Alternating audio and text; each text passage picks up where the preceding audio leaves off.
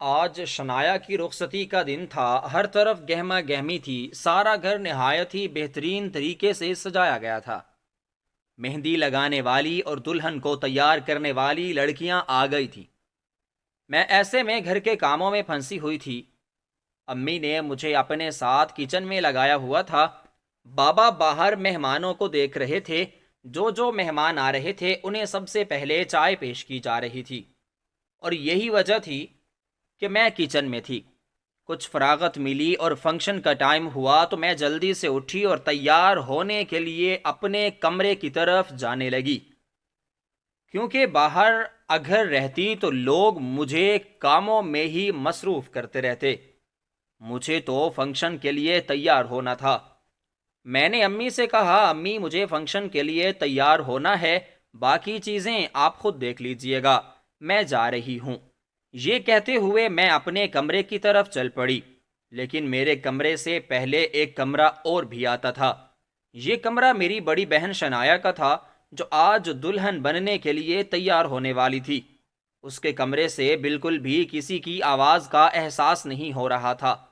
مجھے حیرت ہوئی، کیونکہ اس کے کمرے میں تو اس وقت کافی شور ہونا چاہیے تھا۔ وہ تیار ہو رہی ہوگی، لیکن اتنی خاموشی تھی۔ نہ جانے کیوں حیرت اور پریشانی میں میرے قدم اسی کمرے کی طرف بڑھ گئے۔ میں نے دروازہ کھولا تو دیکھا کہ کمرے میں کوئی بھی نہیں تھا۔ میک اپ والی لڑکی بھی نہیں تھی، اور شنایا بھی کہیں نظر نہیں آ رہی تھی۔ میں نے جا کر باتھ روم چیک کیا تو باتھ روم بھی خالی پڑا تھا۔ میرے پیروں تلے سے زمین نکل گئی تھی۔ امی نے تو شنایا کو منع کیا تھا کہ وہ اپنے کمرے سے بھی باہر نہ نکلے، اس کو یہیں آ کر پارلر والی تیار کرے گی۔ ابھی میں وہی کھڑی سوچ رہی تھی کہ پارلر والی لڑکی اپنا سامان پکڑے کمرے میں آ گئی اور کہنے لگی کہ دلہن کہاں ہے۔ میں حیرت و پریشانی کی مورت بنی کھڑی پورے کمرے کو دیکھ رہی تھی۔ اس لڑکی نے ایک بار پھر مجھے پکارا تو میں اپنے ہوش و حواس میں لوٹ آئی اور پھر بھاگتی ہوئی باہر پہنچی۔ میں نے اپنا کمرہ، اپنے امی کے کمرے کے بعد ابو کا کمرہ اور پورے گھر کا کونا کونا چھان مارا، مجھے شنایا کہیں نہیں ملی۔ یہاں تک کہ میرے آنسو نکلنے لگے۔ شنایا شاید گھر چھوڑ کر اور ہمارے لیے بدنامی کی کالک چھوڑ کر بھاگ گئی تھی۔ امی بار بار مجھ سے کہہ رہی تھی کہ تم ابھی تک تیار نہیں ہوئی، کہاں ہے شنایا، اس کا پتہ کرو، تیار ہوئی کہ نہیں۔ لیکن میں انہیں کیا بتاتی کہ شنایا گھر پر موجود نہیں ہے۔ امی نے مجھے بلایا۔ اس وقت امی اور ابو کچن میں ایک ساتھ کھڑے تھے۔ شاید کوئی ضروری بات تھی، شاید مہمانوں کے لیے کچھ کھانے پینے کا انتظام وغیرہ کرنا ہوگا۔ میں گئی۔ امی ابو نے معلوم نہیں مجھ سے کیا بات کی، لیکن جو چیزیں میرے دماغ میں چل رہی تھیں انہوں نے مجھے کچھ بھی سننے سے مفلوج کر دیا تھا۔ میں نے اپنی زبان سے بس یہی کہا کہ شنایا گھر پہ موجود نہیں۔ یہ بات سن کر امی اور ابو دونوں کے چہروں پر ایک دم سے زردی پھیل گئی۔ مجھ سے کہنے لگے، کیا بکواس کر رہی ہو تم؟ میں نے کہا، میں سچ کہہ رہی ہوں، وہ اپنے کمرے میں بھی نہیں ہے۔ میں نے گھر کا کونا کونا چھان مارا ہے، وہ کہیں پر بھی نہیں ہے۔ وہ بھاگ گئی ہے، بھاگ گئی ہے شنایا۔ یہ کہتے ہوئے میں رونے لگی، اور پھر امی ابو وہیں حیرانی سے کھڑے مجھے دیکھے جا رہے تھے۔ ان کے چہروں پر پریشانی بھی واضح ہو رہی تھی۔ میں نے کہا، میں کہتی تھی نا کہ آپ لوگ اس کی مرضی کی جگہ اس کی شادی کر دیں، لیکن نہیں، آپ لوگوں کو تو اپنی منمانی کرنی تھی۔ اگر آپ لوگ عزت سے اس کی شادی اس لڑکے سے کر دیتے تو شاید آج یہ لوگ نوبت آپ لوگوں پر نہ آتی۔ اب ہم لوگوں کو کیا منہ دکھائیں گے؟ امی بھی سر پکڑ کر بیٹھ گئی تھی، اور میں یہ باتیں کہہ کر اپنے کمرے میں جا رہی تھی۔ بابا بھاگے اور بابا نے بھی گھر میں ہر جگہ دیکھ لیا۔ جب ہر جگہ پر دیکھنے کے بعد انہوں نے تسلی کر لی تو وہ جھکے کندھوں کے ساتھ اور جھکے ہوئے سر کے ساتھ واپس آئے۔ میں اپنے کمرے میں جا رہی تھی۔ مجھے کچھ سمجھ نہیں آ رہا تھا، وہ اتنا بڑا قدم اٹھا چکی تھی۔ اس نے ذرا بھی نہ سوچا کہ اس کے چلے جانے کے بعد ہم پر کیا بیتے گی۔ لوگ ہمارے منہ پر تھو تھو کریں گے اور بابا، ان کا جینا تو محال ہی ہو جائے گا۔ لیکن اس نے کہاں سوچا تھا، میں تو اسے سمجھا سمجھا کر تھک گئی تھی، اور وہ سمجھ بھی گئی تھی۔ اس نے اس رشتے کے لیے ہاں بھی کر دی تھی، لیکن پھر ایسا کیا ہو گیا تھا کہ اس نے گھر سے بھاگنا مناسب سمجھا۔ میں ابھی یہی سوچ رہی تھی کہ بابا میرے پاس آئے اور آ کر کہنے لگے کہ بیٹا دیکھو، بارات آنے والی ہے، اور میں نہیں چاہتا کہ اب ہمارے گھر میں کوئی ہنگامہ کھڑا ہو اور میری بدنامی ہو۔ بیٹا خدا کے لیے میری عزت رکھ لو، اس کی جگہ تمہیں اب دلہن بن کر وہاں جانا ہوگا۔ مجھے معاف کر دو بیٹا، لیکن اس وقت ہماری عزت سب سے بڑھ کر ہے۔ خدا کے لیے میری عزت بچا لو۔ بابا میرے سامنے ہاتھ جوڑے رو رو کر کہہ رہے تھے۔ امی بھی میری طرف امید بھری نظروں سے دیکھ رہی تھی، لیکن مجھ پر تو آسمان ٹوٹ پڑا تھا۔ شنایا نے جاتے جاتے مجھ پر اتنی بڑی آزمائش ڈال دی تھی، میں سوچ بھی نہیں سکتی تھی۔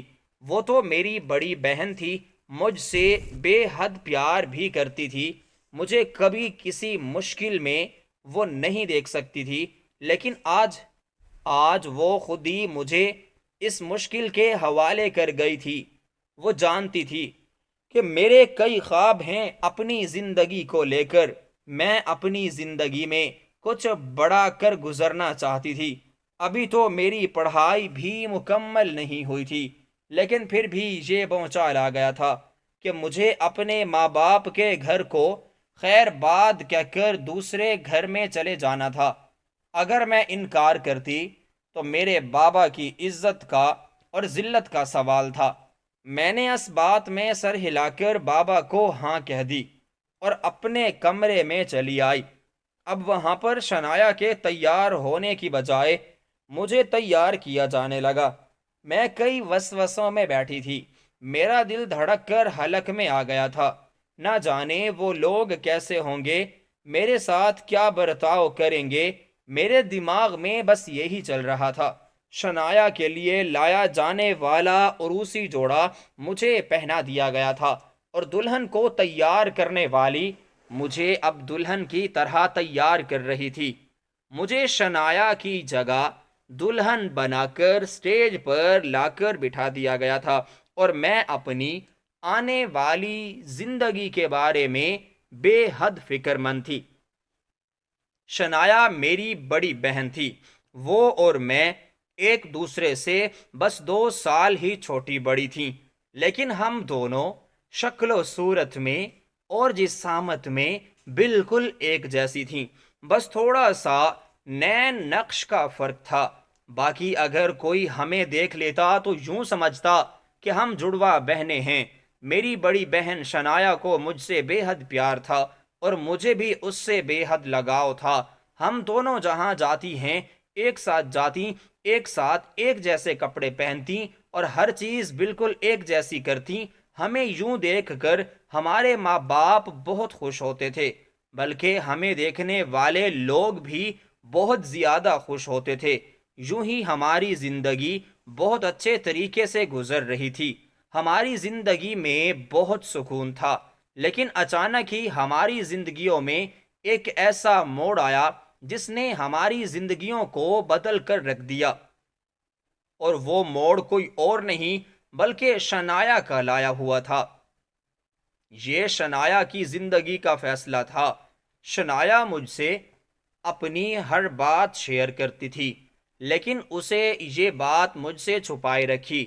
ایک روز جب بابا کے کچھ جاننے والے ہمارے گھر پہ آئے اور انہوں نے شنایا کے لیے رشتے کی بات کی تو بابا بہت خوش ہوئے تھے۔ ان سے کچھ وقت کی مہلت مانگی اور اس رشتے پر غور کرنے لگے۔ امی اور ابو اس رشتے پر بے حد خوش تھے اور رضامند بھی تھے۔ جیسے ہی انہوں نے شنایا سے اس کی رضامندی کے بارے میں پوچھا تو شنایا بھڑک اٹھی تھی۔ وہ کسی اور کو پسند کرتی تھی۔ اس نے بابا سے کہا کہ بابا مجھے یہ رشتہ پسند نہیں، بلکہ میں کسی اور لڑکے سے پیار کرتی ہوں۔ اس کی یہ بات سن کر میں تو حیرت سے کھڑی اسے دیکھتی رہی۔ اس نے تو مجھ سے کبھی اس بارے میں بات ہی نہیں کی تھی، بلکہ اس نے تو مجھے کبھی اس بارے میں بھنک تک نہ پڑنے دی تھی۔ لیکن اب کیا ہو گیا تھا؟ بابا نے اس سے پوچھا کہ وہ لڑکا کون ہے، تو وہ کہنے لگی کہ یہ میرے ساتھ پڑھتا تھا۔ ہم دونوں نے ایک ساتھ مل کے ایف اے کیا، اور پھر اس کے بعد وہ یونیورسٹی میں بھی میرے ساتھ ہی پڑھتا ہے۔ بابا نے کہا کہ ٹھیک ہے، اسے ملنے کے لیے بلاؤ۔ شنایا اس بات پر بہت زیادہ خوش تھی۔ اس نے خوشی خوشی مجھے بتایا، لیکن میں نے اس سے بات بھی کی تھی۔ میں نے اس سے کہا کہ اگر کوئی ایسی بات تھی تو تم کم از کم مجھے بتا سکتی تھی، لیکن اس نے بات ٹال دی، اور دوسرے ہی روز وہ لڑکا جسے وہ پسند کرتی تھی وہ بابا سے ملنے آیا تھا۔ دکھنے میں اچھا تھا، لیکن جو اس کا حلیہ تھا وہ کسی بدماش ٹائپ کا لگ رہا تھا، اور اس کا بات کرنے کا انداز بھی کچھ اچھا نہ تھا۔ اسی وجہ سے بابا کو اچھا نہ لگا، اور انہوں نے شنایا سے بات کی، لیکن شنایا کی آنکھوں پر محبت کی پٹی بندھی ہوئی تھی۔ وہ اب بابا کے سامنے ڈٹ کر کھڑی ہو گئی تھی، اور اب بات پسند ناپسند کی جگہ چھوڑ کر ضد پر آ گئی تھی۔ وہاں بابا کی ضد تھی، اور وہ اس لڑکے سے کبھی بھی شنایا کی شادی نہیں کریں گے، اور یہاں پر شنایا کی ضد تھی کہ وہ کبھی بھی اس لڑکے کو چھوڑ کر کسی اور سے شادی کرنے کا سوچ بھی نہیں سکتی۔ بابا کو شنایا پر بے حد غصہ آیا، یہاں تک کہ بابا نے شنایا کو مارا بھی تھا، لیکن شنایا کی صحت پر کوئی اثر نہیں پڑ رہا تھا۔ میں نے اسے بارہا سمجھانے کی کوشش کی، لیکن وہ اپنی ضد پر اڑی ہوئی تھی۔ بابا نے اس کی ضد اور ہٹ دھرمی دیکھ کر جلد سے جلد شنایا کا رشتہ طے کرنا مناسب سمجھا۔ وہ اب شنایا کا رشتہ اپنے دوست کے گھر میں نہیں کرنا چاہتے تھے، کیونکہ وہ نہیں چاہتے تھے کہ شنایا ان کے گھر میں جا کر ان کی بے عزتی کروائے۔ چنانچہ انہوں نے اس کے لیے رشتہ ڈھونڈنا شروع کر دیا، اور جیسے ہی کوئی مناسب رشتہ ملا انہوں نے شنایا کا رشتہ فوراً ہی طے کر دیا۔ اب شنایا کے پاس کوئی دوسرا آپشن نہیں تھا، لیکن پھر بھی وہ اس بات پر لڑتی جھگڑتی رہی کہ اسے کوئی بھی رشتہ قبول نہیں، لیکن بابا بھی اپنی ضد پر اڑے ہوئے تھے۔ انہوں نے اب شنایا کی پسند سے بے حد اختلاف تھا۔ زمانے بھر کی جو خامیاں تھیں انہیں اس لڑکے میں نظر آنے لگیں، اور میری نظر میں بھی وہ لڑکا کوئی اچھا بھلا نہیں تھا۔ مجھے لگتا تھا کہ بس وہ لڑکا صرف شنایا کو استعمال کر رہا ہے، لیکن شنایا کی آنکھوں پر محبت کی پٹی بندھی تھی۔ میری اور امی کے بہت بار سمجھانے کے بعد شنایا نے اس رشتے کے لیے ہاں کر دی تھی، کیونکہ اب وہ لڑکا کسی بھی طور شنایا سے ملاقات نہیں کر رہا تھا۔ کئی دنوں سے شنایا کے ساتھ اس کی بات نہیں ہوئی تھی، اور یہی وجہ تھی کہ شنایا اس رشتے پر راضی ہو گئی تھی۔ اسے لگا تھا کہ وہ لڑکا اسے دھوکہ دے گیا ہے، اور پھر اس کے بعد شنایا کی شادی کا ہنگامہ شروع ہو گیا تھا۔ لڑکے والے شادی کے لیے بہت زور دے رہے تھے۔ شنایا تھی بھی اتنی پیاری کہ وہ لوگ چاہتے تھے کہ بس چٹ منگنی اور پٹ بیاہ ہو جائے، اور بالکل ویسا ہی ہو رہا تھا جیسے بابا اور شنایا کے سسرال والے چاہتے تھے۔ چنانچہ مائیوں کے روز تو وہ بالکل ٹھیک تھی، اور مائیوں کے روز بھی اس نے خوشی خوشی اپنا فنکشن ادا کیا تھا، لیکن پھر نہ جانے کیا ہو گیا تھا۔ مجھے تو اس کی کسی بھی چیز سے نہیں لگ رہا تھا کہ وہ اس چیز کے لیے کبھی انکار بھی کرے گی، یا پھر وہ گھر چھوڑ کر بھاگ جائے گی، لیکن ایسا ہو گیا تھا۔ وہ گھر چھوڑ کر بھاگ چکی تھی، اور اب اس کی غلطی کا خمیازہ بھی مجھے بھگتنا تھا، اور بابا کے بیجا اصرار کرنے پر اور ان کی عزت اور ذلت کو دیکھتے ہوئے میں نے اس رشتے کے لیے ہاں کر دی، اور خود دلہن بن کر تیار ہو گئی۔ ان لوگوں کو تھوڑا اعتراض تو ہوا، لیکن انہوں نے موقع کی مناسبت کا خیال کرتے ہوئے میرا نکاح اس لڑکے سے کر دیا جس کا رشتہ میری بہن شنایا سے پکا ہوا تھا، اور مایوں بھی اسی کے ساتھ ہی گزرا تھا۔ لیکن خیر، مجھے دلہن بنا کر اپنے کمرے سے دوسرے کمرے تک لے جایا گیا۔ اس تمام کے درمیان میں کئی سوچوں اور وسوسوں کا شکار رہی۔ اپنے گھر سے اپنے سسرال تک میرے دماغ میں بس آندھی طوفان ہی چلتے رہے۔ میں نے کسی سے کوئی بات نہ کی، میری آنکھوں سے بھل بھل آنسو ہی بہہ رہے تھے۔ مجھے اپنی قسمت پر یقین نہیں ہو رہا تھا، اتنی جلدی مجھے بنا سنبھالے ایک گھر سے اٹھا کر دوسرے گھر میں بھیج دیا گیا تھا۔ یہ کیسا المیہ تھا! مجھے رہ رہ کر شنایا کا خیال آ رہا تھا۔ نہ جانے وہ کس حال میں ہوگی اور کہاں ہوگی، لیکن اب مجھے اپنی زندگی کے بارے میں بھی سوچنا تھا، کیونکہ اب میری زندگی بالکل بدل کر رہ گئی تھی۔ میں اپنی زندگی میں آگے بڑھنے کے لیے سوچ رہی تھی۔ مجھے لگ رہا تھا کہ نہ جانے یہ لوگ میرے ساتھ کیا سلوک کریں گے۔ میں یہاں آئی تو سب سے پہلے مجھے بس یہی تانے ملنے لگے کہ میری بہن نے شادی چھوڑ کر بھاگنے کو ترجیح دی تھی، اور یقیناً الٹے قدموں پر ہوگی، اور میں بھی اسی کی بہن ہوں، اور میرا بھی اسی کی طرح کا ہی حال ہوگا۔ میں بھی کچھ دنوں میں گھر چھوڑ کر بھاگ جاؤں گی، میرے بھی لڑکوں کے ساتھ چکر ہوں گے، لیکن کوئی کیا جانے کہ ہاتھ کی پانچوں انگلیاں برابر نہیں ہوتی۔ میرے شوہر صرف اچھا ہونے کی اداکاری کر رہے تھے، کیونکہ انہیں دیکھتے ساتھ ہی شنایا انہیں پسند آئی تھی، اور اب شنایا کی جگہ پر میں اس کی زندگی میں آ گئی تھی، تو وہ کہاں بھلا مجھے برداشت کر سکتا تھا۔ میرے شوہر کی دو بہنیں تھیں۔ یہاں آنے کے بعد مجھے پتا چلا کہ وہ کس قدر خود غرض انسان ہے۔ مجھے بات بات پر تانے دینے لگتے۔ وہ رات تو چلو جیسے تیسے بیت ہی گئی، دوسرے روز سے ان لوگوں نے اپنی اصلیت دکھانا شروع کر دی۔ یہاں کے تمام لوگ مجھے قصوروار سمجھ رہے تھے۔ ان سب کو لگ رہا تھا کہ میں بھی اپنی بہن کی طرح ہوں گی، لیکن حقیقت کیا تھی یہ لوگ قطعاً نہیں جانتے تھے۔ مجھے رہ رہ کر اپنی بہن پر غصہ آتا، جو جاتے جاتے میری زندگی اتنی اجیرن بنا گئی تھی، لیکن اب جو بھی تھا مجھے اب اسی میں ہی گزارا کرنا تھا۔ مجھے اب اپنے شوہر اور سسرال کے ساتھ ہی اپنی پوری زندگی گزارنی تھی۔ اب مجھے ان سب کے دلوں میں اپنی جگہ بھی بنانی تھی، لیکن میری دونوں نندیں اور میرا شوہر مجھ سے بہت زیادہ بدظن ہو چکے تھے۔ میں جیسے ہی ڈائننگ ٹیبل پر صبح سویرے ناشتے کے لیے آئی، میری نندیں ناک منہ چڑھاتی ہوئی کھانے کی میز سے اٹھ گئیں۔ میرا شوہر بھی اپنے آفس کی طرف چل دیا۔ مجھ سے کسی نے کسی بھی قسم کی کوئی بات نہ کی۔ اب ناشتے کی ٹیبل پر صرف میں اور میری ساس ہی باقی بچی تھیں۔ میری ساس بھی خاموش ہی تھی۔ میں رہ رہ کر یہی سوچ رہی تھی کہ نہ جانے اب میری ساس میرے ساتھ کیسا سلوک کرے گی۔ شاید وہ بھی اپنی بیٹیوں اور اپنے بیٹے کی طرح مجھے دھتکار کر چلی جائے گی، کیونکہ میری بہن جو ان کی بہو بننے والی تھی وہ تو بھاگ گئی تھی، اور اب اس کی جگہ میں آ گئی تھی۔ ہو سکتا تھا کہ وہ بھی مجھے انہی لوگوں کی طرح دھتکار دے۔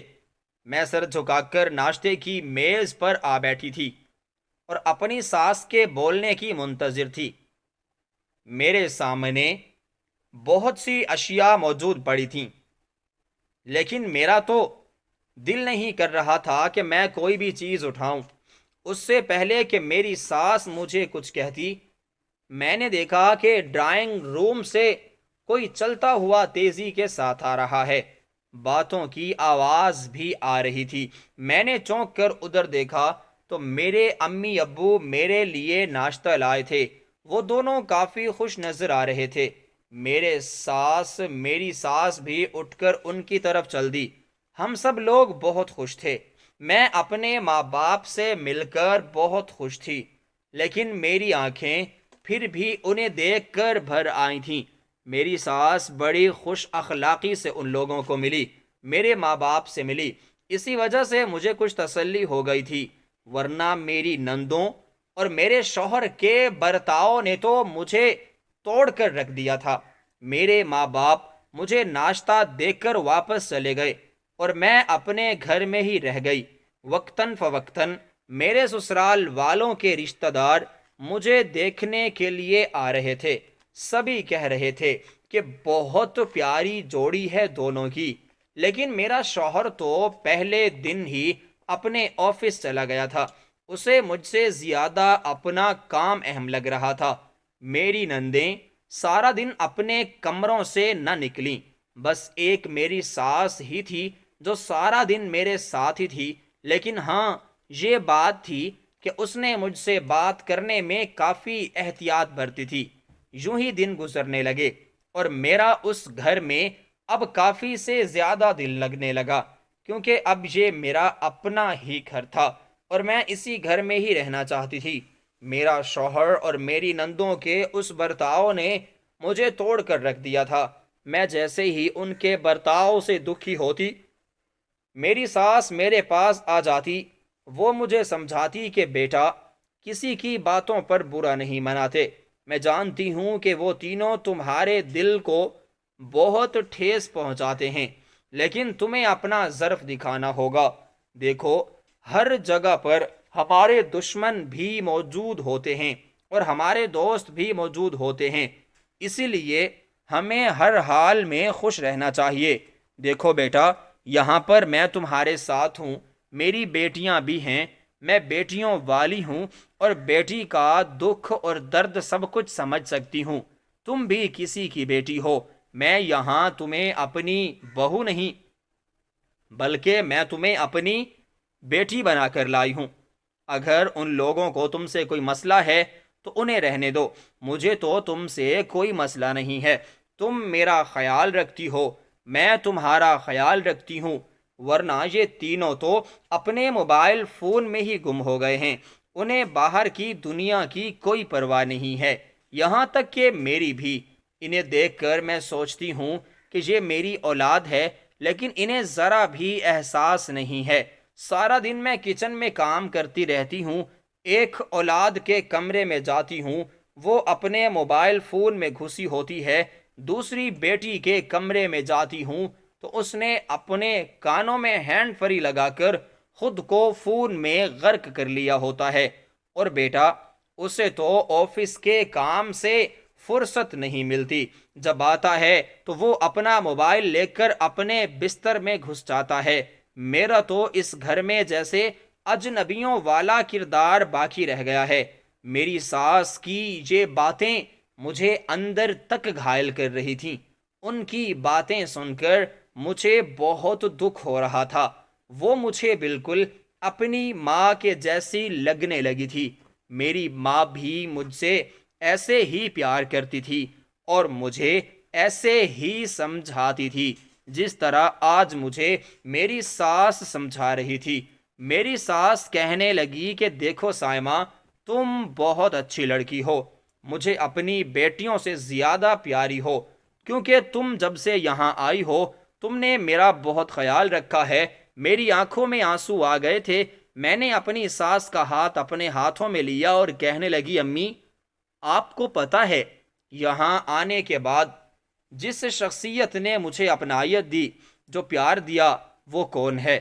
وہ صرف اور صرف آپ ہیں، ورنہ یہاں آنے کے بعد تو سبھی نے ہی مجھے اتنا گنہگار اور اتنا قصوروار سمجھا ہے کہ مجھے لگتا ہے اب میں بھی اپنی بہن کی طرح ہی ہوں۔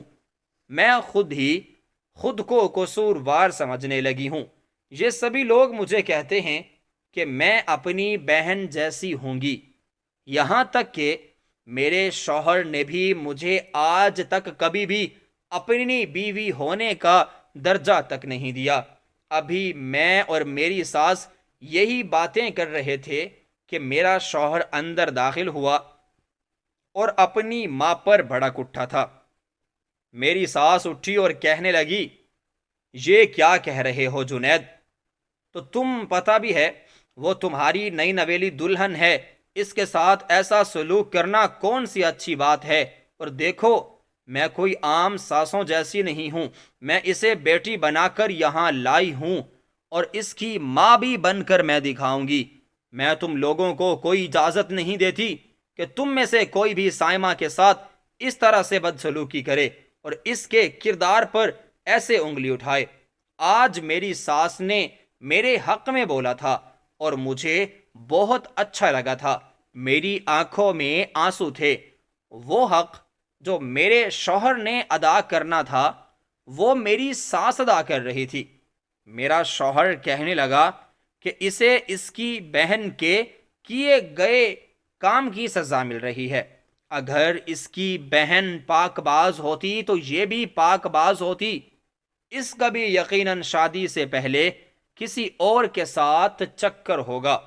وہ تو بھاگ گئی اور اسے بھی اب بھاگ جانا چاہیے، اور آپ بھی اس کی فکر مت کیجیے، بس کچھ ہی دن ہیں، کچھ دنوں بعد یہ بھی اس گھر کو چھوڑ کر دفع ہو جائے گی۔ جنید نے یہ بات کہی تو میری ساس نے آگے بڑھ کر اس کے چہرے پر تھپڑ مار دیا۔ یہ سب کچھ دیکھ کر میں حیران رہ گئی۔ امی نے میرا ہاتھ پکڑا اور مجھے اپنے ساتھ اپنے کمرے میں لے آئی۔ باہر سے آوازیں آ رہی تھیں، میری نندیں بھی باہر نکل آئی تھیں، وہ اپنے موبائل سے نکلتی تھیں مجھ پر اور میری ساس پہ تانا زنا کرتی، ہماری دل ازاری کرتی، اور ایک بار پھر سے اپنے کمروں میں جا کر اپنے اپنے موبائل میں گم ہو جاتی۔ آج بھی وہ باہر نکلی تھی اور اپنے بھائی کا ساتھ دینے لگی تھی۔ اسی وجہ سے میری ساس مجھے اپنے ہاتھ سے پکڑ کر یہاں اپنے کمرے میں لے آئی۔ میری آنکھوں میں آنسو آ گئے تھے اور میں روئے چلی جا رہی تھی۔ انہوں نے مجھے اپنے سینے سے لگا لیا اور کہنے لگی، دیکھو سائمہ، تمہیں اس سب کے لیے تیار رہنا ہوگا۔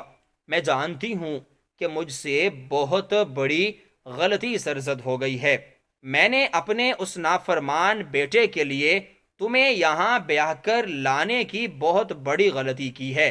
کاش کہ میں ایسا نہ کرتی تو آج تمہاری زندگی اتنی مشکلوں میں نہ ہوتی، لیکن تم فکر مت کرو، میں تمہیں اس مشکل سے نکالوں گی۔ میں نے حیرت سے ان کی جانب دیکھا اور کہنے لگی، امی آپ کیا کہہ رہی ہیں؟ اب میری شادی ہو چکی ہے، وہ بھی جنید سے، اب وہی میرے شوہر ہیں، آپ کیا کر لیں گی بھلا؟ تو میری ساس نے جو بات مجھے بتائی اس نے میرے پیروں تلے سے زمین کھینچ لی تھی۔ مجھے یوں لگا جیسے میرے سر پر آسمان ٹوٹ پڑا ہو۔ میں حیرت و پریشانی کی تصویر بنے بیٹھی اپنی ساس کی طرف دیکھ رہی تھی۔ اس نے مجھ سے کہا کہ یہ ایک راز کی بات ہے، لیکن میں تمہیں بتانے جا رہی ہوں۔ میرے نام پر کافی ساری جائیداد ہے جو کہ تمہارے سسر نے اپنی وفات کے وقت وکیل کو بلا کر اپنی تمام پراپرٹی، اپنی تمام جائیداد، اپنا پیسہ، سب کچھ، یہ گھر میرے نام کر دیا تھا، کیونکہ تم جانتی ہو میرا یہ بڑا بیٹا اور میری یہ دونوں بیٹیاں میرے سگے بچے نہیں ہیں، میرے شوہر کے پہلے گھر سے تھے، لیکن جیسے ہی ان کی پہلی بیوی کی وفات ہوئی تو یہ بچے میرے حوالے کر دیے گئے اور مجھے میرے شوہر کی دلہن بنا کر یہاں لایا گیا، اور یہ بچے اس وقت ایک 5 سال کا تھا، ایک 3 سال کا اور ایک محض کچھ ماہ کا تھا۔ میں نے ان تینوں کو پالا پوسا بڑا کیا، لیکن ہمیشہ سے ہی ان کا میرے ساتھ بہت برا سلوک رہا ہے۔ یہ جو تمہارا شوہر ہے جنید، اس نے اپنے ساتھ ساتھ اپنی بہنوں کو بھی میرے خلاف کر دیا ہوا ہے۔ میں جتنا چاہتی ہوں کہ میں ان تینوں کو ماں بن کر پیار سے ان سے بات کروں، یہ تینوں مجھ سے بالکل اپنی ماں کی طرح پیار کریں، لیکن یہ تینوں ایسا بالکل نہیں کرتے۔ بچپن سے ہی کافی بغض رکھتے ہیں مجھ سے، لیکن یہاں بیاہنے کے بعد میرا ایک بیٹا ہوا تھا ساجد، جو کہ اس وقت لندن میں اپنی تعلیم کو حاصل کر رہا ہے۔ تم جانتی ہو تمہارے سسر نے اپنے مرنے سے پہلے میرے نام یہ جائیداد کیوں کی تھی؟ کیونکہ وہ بھی اس بات کو جانتے تھے کہ ان کے پہلے گھر سے جو بیٹیاں اور بیٹا تھا وہ مجھے اس گھر سے نکالنا چاہتے تھے، اور یہی وجہ تھی کہ میرے سسر نے یہ جائیداد میری ساس کے نام کر دی، تاکہ میں بھی اسی گھر میں رہوں اور بچے بھی اسی گھر میں رہیں اور وہ مجھے اس گھر سے نہ نکال سکیں۔ میرے شوہر کو مجھ سے بے حد محبت تھی، لیکن ان کی زندگی کم تھی۔ کاش کہ وہ اس وقت زندہ ہوتے تو آج تمہارے ساتھ یہ سب کچھ نہ ہو رہا ہوتا، تم بھی اس گھر میں ایک اہم فرد کی حیثیت سے ہوتی۔ مجھے معاف کر دو بیٹا، کاش کہ میں اپنا یہ فیصلہ نہ کرتی اور تمہیں یہاں بیاہ کر نہ لاتی، تو آج تمہارے ساتھ بھی یہ سب کچھ نہ ہو رہا ہوتا۔ وہ رو رو کر میرے سامنے ہاتھ جوڑ کر معافی مانگنے لگی، لیکن مجھے یہ بالکل بھی اچھا نہیں لگ رہا تھا۔ وہ بالکل میری ماں جیسی تھی۔ میں نے ان کے ہاتھوں کو اپنے ہاتھوں میں لیا اور ان کے سینے سے لگ گئی۔ میں نے کہا، امی جان، آپ کو مجھ سے معافی مانگنے کی کوئی ضرورت نہیں، یہ میری قسمت میں لکھا ہوگا، اس لیے تو میرے ساتھ ہو رہا ہے۔ اس واقعے کے بعد اب ایک بار پھر سے میرا امتحان شروع ہو گیا تھا۔ میری نندیں، میرا شوہر اب مجھ پر تشدد بھی کرنے لگے تھے۔ میری ساس میرے لیے آواز اٹھاتی اور انہیں مجھ پر ہاتھ نہ اٹھانے دیتی، لیکن ان کی غیر موجودگی میں مجھ پر مظالم ڈھائے جاتے تھے۔ پہلے تو وہ شاید تینوں اپنے دل میں ہی کہتے ہوں گے کہ تمام پراپرٹی ان کے نام ہو جائے، لیکن جیسے ہی میری ساس نے میرا ساتھ دینا شروع کر دیا، ویسے ہی ان تینوں نے اپنی زبان سے بھی یہ باتیں بولنا شروع کر دی۔ کہنے لگے کہ اب تم اپنی پراپرٹی اسی لڑکی کے نام کرنے جا رہی ہو نا، ہم تمہیں کسی صورت بھی ایسا نہیں کرنے دیں گے۔ تم اس لڑکی کو ہماری پراپرٹی نہیں دے سکتی، یہ ہمارا حق ہے، یہ ہمارے باپ کی پراپرٹی ہے۔ کاش کہ ہم اپنے باپ کی وفات سے پہلے یہ پراپرٹی اپنے نام کروا لیتے تو شاید آج ہمیں یہ دن نہ دیکھنا پڑتا۔ لیکن دیکھو بڑھیا، اگر تم نے پراپرٹی ہمارے نام نہ کی تو ہم تمہیں زہر دے کر مار دیں گے۔ یہ باتیں سن کر میرے پیروں تلے سے زمین نکل گئی تھی۔ میں اپنی ساس کے کندھے پر ہاتھ رکھ کر اسے کہنے لگی کہ امی، آپ ان کے منہ نہ لگیں پلیز، یہ جو چیز چاہتے ہیں ان کو دے دیں، ایسا نہ ہو کہ یہ آپ کو کوئی نقصان پہنچا دے۔ لیکن میری ساس کہنے لگی کہ یہ مجھے کچھ نہیں کہہ سکتے بیٹا، تم فکر مت کرو، ان تینوں کو میں ان کی چالوں میں کبھی بھی کامیاب نہیں ہونے دوں گی۔ یہ چاہتے ہیں کہ تم اس گھر میں نوکرانی بن کر رہو، لیکن میں ایسا نہیں ہونے دوں گی۔ میں تمہیں اس گھر کی بیٹی بنا کر لائی ہوں تو تم اس گھر کی بیٹی بن کر ہو رہو گی۔ تم دیکھنا، میں تمہیں تمہارا حق دلوا کر رہوں گی۔ جس طرح تم نے میرا ساتھ دیا ہے، جس طرح تم نے مجھے اپنی ماں مانا ہے، میں نے بھی اسی طرح تمہیں اپنی بیٹی مانا ہے۔ اب کوئی بھی مشکل آ جائے، میں تمہیں کبھی بھی اکیلا نہیں چھوڑوں گی۔ ان کی اس بات نے مجھے اندر تک ٹھنڈا کر دیا تھا۔ اب میں اگر اپنے کمرے میں جاتی اور اپنے شوہر کے ساتھ بیٹھتی تو وہ مجھے طرح طرح کے طعنے دینے لگتا، یہاں تک کہ وہ مجھ پر ہاتھ بھی اٹھانے لگتا۔ وہ مجھے اپنے کمرے میں رکھنے کا رویدار نہیں تھا، اور میں کہاں جاتی؟ وہ مجھے کہتا تھا کہ تم اس گھر سے نکل جاؤ، لیکن میری ساس نے مجھے اس گھر میں سے نہیں نکالا، وہ مجھے اپنے کمرے میں لے آئی تھی۔ اب میں اور میری ساس ایک ہی کمرے میں رہ کر ایک دوسرے کا دکھ درد بانٹتی تھی۔ وہ مجھ سے اپنے ستیلے بچوں کے غلط رویے شیئر کرتی اور میں خاموشی سے ان کے سارے دکھوں کو، ساری تکلیفوں کو سنتی اور انہیں دلاسے دیتی رہتی۔ کبھی میں ان کو اپنے اوپر ہونے والی زیادتیوں کے بارے میں بتاتی اور وہ ایک ماں کی طرح مجھے دلاسا دیتی اور مجھے اپنے سینے سے لگا لیتی۔ میرے سارے دکھ اپنے آنچل میں سمو لیتی۔ یوں ہی ہماری زندگی گزر رہی تھی۔ ایک دن میری ساس کہنے لگی کہ میرے پاس تمہارے لیے خوشخبری ہے، لیکن یہ ایک سرپرائز ہے۔ جب تمہیں یہ سرپرائز ملے گا تو تم خود بھی کافی ایکسائٹڈ ہو جاؤ گی۔ میں نے کہا امی جان پلیز مجھے بتائیے تو صحیح، لیکن میری ساس نے کہا کہ تمہیں میں نے بتایا ہے نا کہ یہ سب ایک سرپرائز ہے، اور سرپرائز بتائے نہیں جاتے ورنہ وہ اپنا مزہ کھو دیتے ہیں۔ وہ مسکرا کے رہ گئی۔ اب میرے دل میں بار بار یہ احساس ہونے لگا کہ نہ جانے امی کس بارے میں بات کر رہی تھی۔ وہ مجھے کون سا سرپرائز دینے والی تھی؟ میں سوچ رہی تھی۔ میں ان کے ہر قدم پر نظریں رکھے ہوئے تھی کہ کسی بھی طریقے سے مجھے اس بارے میں پتہ چل جائے۔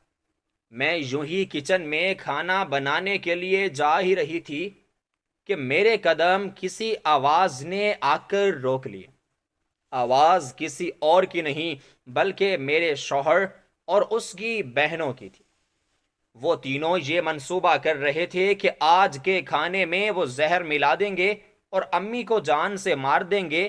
ان کے مرنے کے بعد وہ ساری پراپرٹی اپنے نام کروا لیں گے اور پھر مجھے بھی اس گھر سے نکال باہر کریں گے، اور جو ان کا چھوٹا بیٹا اس وقت لندن میں تعلیم حاصل کر رہا ہے اسے اس جائیداد سے بالکل ہی غائب کر دیں گے۔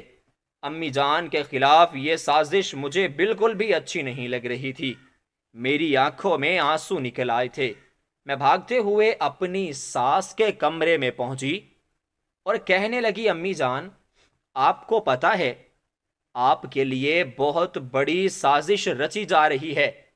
آپ کے بیٹے اور آپ کی دونوں بیٹیاں آپ کو مارنے کی پلاننگ کر رہے ہیں، لیکن میں ایسا نہیں ہونے دوں گی۔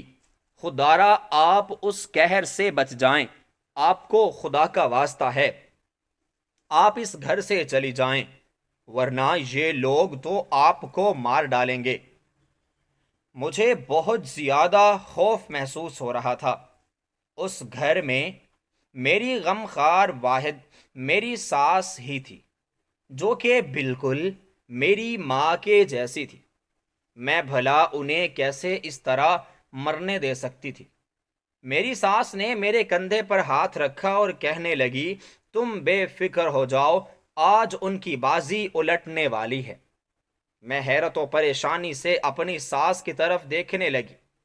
وہ کہنے لگی میں نے تم سے کہا تھا نا کہ میں تمہیں ایک سرپرائز دینے والی ہوں، تو تم اب کچھ دیر صبر کر لو، تمہیں خود ہی پتہ چل جائے گا آج شام تک کہ آخر ان لوگوں کے ساتھ کیا ہونے والا ہے۔ میری ساس مسکراتے ہوئے میرا ہاتھ پکڑتے ہوئے کہنے لگی تو میں خاموش ہو گئی۔ مجھے ایک بار پھر سے تسلی ہو گئی تھی، کیونکہ میں جانتی تھی کہ میری ساس ہر چیز خود سنبھالتی تھی۔ مجھ پر آنے والی مصیبت بھی وہ خود سنبھال لیتی تھی، اور پھر وہ خود کو کیسے نقصان پہنچانے دے سکتی تھی۔ میں خاموشی سے شام تک کا انتظار کرنے لگی۔ شام کے سائے ابھی پوری طرح سے پھیلے نہیں تھے کہ گھر میں ایک شور سا اٹھا تھا۔ گھر کے دروازے پر کوئی ہارن بجا رہا تھا۔ یوں لگ رہا تھا جیسے کوئی بڑی سی گاڑی میں آیا ہے۔ میں بھاگ کر دوڑ کر تیز رفتاری کے ساتھ کھڑکی تک آئی تو چوکیدار نے دروازہ کھول دیا ہوا تھا۔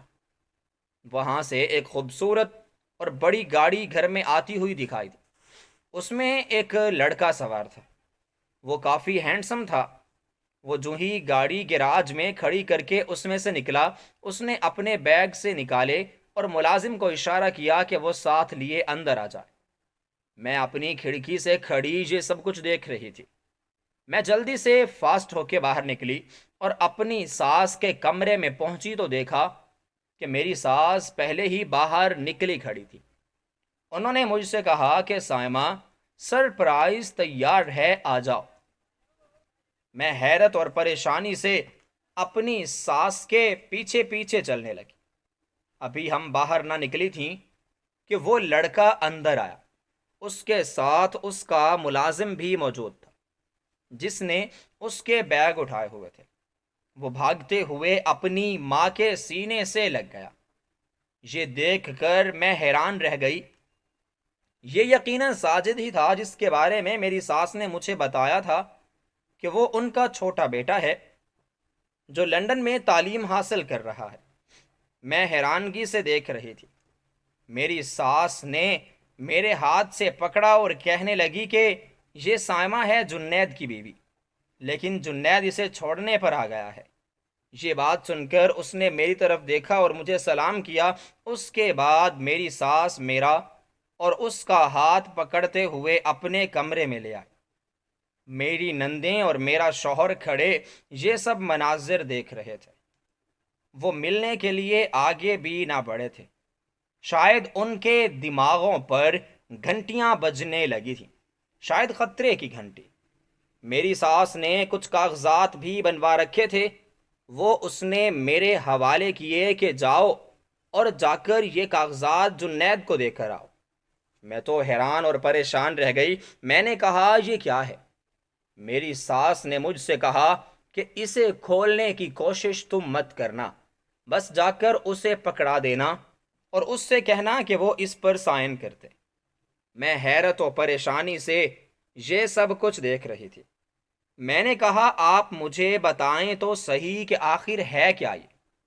کیا یہ چیز؟ میری ساس کہنے لگی یہ خلا کے پیپر ہیں، اب مزید میں تمہیں جنید کے رحم و کرم پر نہیں چھوڑ سکتی۔ میرا بیٹا آ گیا ہے اور اب میں تمہاری شادی اس سے کر دوں گی۔ وہ ویسے بھی تمہیں چھوڑنے والا ہے اور اب میں ساجد سے تمہاری شادی کروا دوں گی۔ مجھے حیرت ہوئی تھی۔ مجھے لگا تھا کہ ساجد کو اس بات سے کافی حد تک اعتراض ہوگا، لیکن اس نے مسکرا کر اسبات میں سر ہلایا۔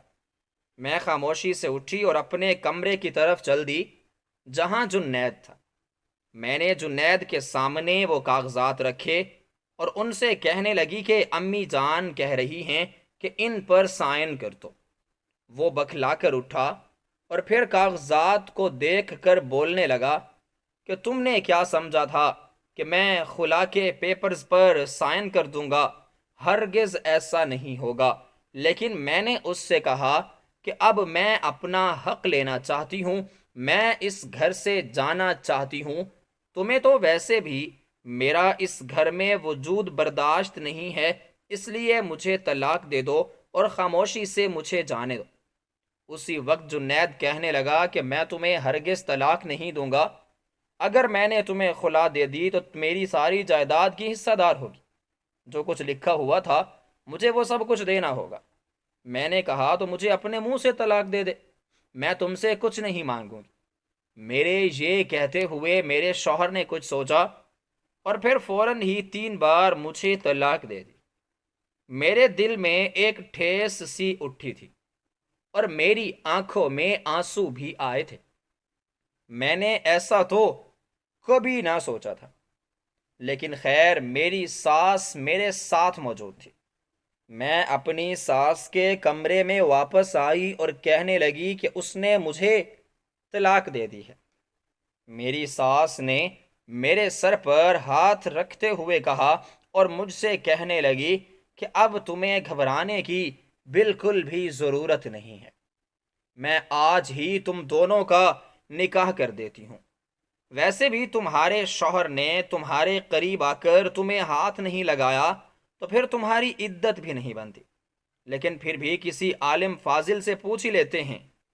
میری ساس نے اس کے بعد ماں ہونے کا فرض نبھایا، میری اور ساجد کی شادی کر دی، بلکہ اپنی تمام جائیداد میرے اور ساجد کے نام کر دی۔ اس بات پر کافی ہنگامہ اٹھا تھا ہمارے گھر کے اندر، لیکن میری ساس سب کے سامنے ڈٹ کر کھڑی ہو گئی تھی، کیونکہ ان کا بیٹا واپس آ چکا تھا اور میرا بھی ساتھ انہی کا تھا۔ میری ساس کہنے لگی کہ اب تم تینوں کا اس گھر پر کوئی حق نہیں ہے، میں نے تم تینوں کو ہی اپنی سگی اولاد سمجھا، تم تینوں کو میں نے بڑی محنت سے پالا پوسا ہے۔ میں نہیں چاہتی تھی کہ تم تینوں مجھ سے دور ہو جاؤ، میں چاہتی تھی کہ تم تینوں بھی مجھے بالکل اپنی امی کی طرح سمجھو، جس طرح میں تمہیں اپنی اولاد کی طرح سمجھتی ہوں، لیکن تم تینوں ہمیشہ سے ہی سوتیلے تھے اور ہمیشہ سوتیلے ہی رہو گے۔ اسی لیے میں نے فیصلہ کیا ہے کہ اب میں تم تینوں کو اس گھر سے نکال کر اپنے پرانے گھر میں شفٹ کر دوں گا۔ اس لیے ابھی کے ابھی میرے گھر سے اپنا سامان پیک کرو اور جاؤ اسی گھر میں جا کر رہ لو۔ وہ تینوں حیرت اور پریشانی سے امی کو دیکھ رہے تھے، لیکن امی کو ان کی کوئی پرواہ نہیں تھی۔ وہ لڑنے جھگڑنے پر آ گئے تھے، لیکن اب کوئی فائدہ نہیں تھا۔ انہوں نے نوکروں کے ہاتھوں ان کا سامان اٹھوا کر دوسرے گھر میں شفٹ کروا دیا تھا۔ وہ گھر جو کافی پرانا ہو چکا تھا اور خستہ حال ہو چکا تھا، لیکن اب ان تینوں کی قسمت اسی گھر سے جڑ چکی تھی۔ جنید نے اپنی قسمت کو خود ہی دھکا دیا تھا۔ اگر وہ میرے ساتھ صلح رحمی کرتا اور میرے ساتھ اچھی زندگی گزارتا تو شاید اس کے یہ دن نہ آتے، لیکن جو بھی تھا میرے حق میں بہت اچھا ہو گیا تھا۔ میرے سارے برے دن بھی آہستہ آہستہ کر کے گزر چکے تھے۔ ساجد میرے ساتھ بہت اچھے ہیں۔ میری زندگی اب خوشیوں سے بھر چکی ہے۔ ساجد نے مجھے کبھی بھی ناانصافی نہیں ہونے دی۔ مجھے یوں لگتا ہے کہ میں بنائی ہی انہی کے لیے گئی تھی۔ سچ کہتے ہیں کہ انسان کا نصیب اسے کھینچ کر اسی جگہ لے جاتا ہے جہاں پر اس کی حصے کی چیز موجود ہوتی ہے۔ میرے نصیب نے بھی مجھے اٹھا کر کہاں سے کہاں لا کھڑا کیا تھا۔ کہاں میں وہ مڈل کلاس 2 کمروں والے گھر میں رہنے والی لڑکی، کہاں اب اس نے بڑے گھر کی مالکن بن چکی تھی۔ یہ نصیب کی باتیں تھی۔ اگر میری جگہ یہاں شنایا ہوتی تو شاید راج کر رہی ہوتی، لیکن مجھے کچھ دنوں بعد پتا چلا تھا کہ اس لڑکے نے شنایا کو دھوکہ دیا ہے۔ شنایا واپس امی ابو کے گھر آئی تھی، لیکن امی ابو نے اسے بالکل بھی معاف نہیں کیا تھا۔ وہ نہ جانے کہاں چلی گئی تھی۔ وہ میرے پاس بھی پلٹ کے نہیں آئی تھی، کیونکہ اس نے پہلے ہی میری زندگی کو اجیرن بنا کے رکھ دیا تھا۔ اس کے بعد بابا نے اسے میرے گھر آنے سے روک دیا تھا۔ اگر شنایا امی ابو کی بات مان لیتی تو شاید آج میری طرح وہ بھی زندگی میں خوش ہوتی، لیکن یہ نصیب کی بات ہوتی ہے۔ میرے نصیب میں یہ سب کچھ لکھا تھا۔ میرے نصیب میں ماں جیسی ساس اور ایک پیار کرنے والا شوہر موجود تھا، جنہوں نے مجھے گرنے سے بچا لیا تھا۔ بے شک صحیح کہتے ہیں کہ ماں باپ کے فیصلے کبھی بھی غلط نہیں ہوتے، اور یہ بات مجھ پر واضح ہو چکی۔ میرے دل سے ابھی بھی یہی دعا نکلتی ہے کہ شنایا جہاں بھی رہے خوش رہے اور آباد رہے، لیکن اس نے جو کیا وہ بہت غلط تھا، اسے نہیں کرنا چاہیے تھا۔ میرے ماں باپ اپنی زندگی میں خوش ہیں اور میں اپنی زندگی میں خوش ہوں۔ جنید نے جو کیا تھا وہ اپنے کیے کی سزا پا چکا ہے، اور میری زندگی اب خوشیوں کی امین بن چکی ہے۔